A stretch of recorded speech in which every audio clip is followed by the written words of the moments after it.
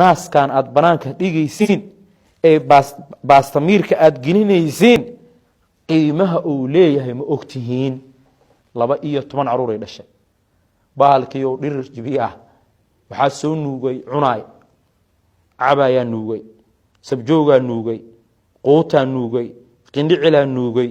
12 caruur naasay nuugay inta ka soo qabato ee baastamiirka dhax dhigay waa loo jeedaa inay waayil tahay ninkii shantaayo kala gabadhan inay 12 caruur dhashay uu dareemi waxa la yiraahdo wax curfi la yiraahdo jira curfi wax la yiraahdo oo aqliga ruuxa wax aqriyo uu ku fahmayo yaa kaga dayda ma taqaana kuwa hadda soo baxayo oo wili aan maamooyin naqano ama wax nuujin oo waxay baastamiirka galishaan aaba lahayn waa ku daydeen iyo midii baastamiirka gelisay kuwa ka sii daran mida dalmad ku riday mida waxay ku riday digsi mida baastamiir ku riday soo jeedid baraha bulshada haweenka ugu dhaqanka xun kuwa ugu dhaqanka xun waa kuwa maanta waxa sameynay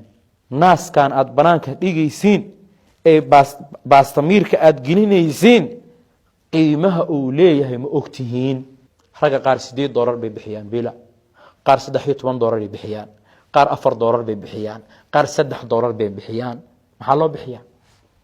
kaas loo bixiyaa aad ku ciyaaraysaan wadaad wax ni sheega weyseen mogta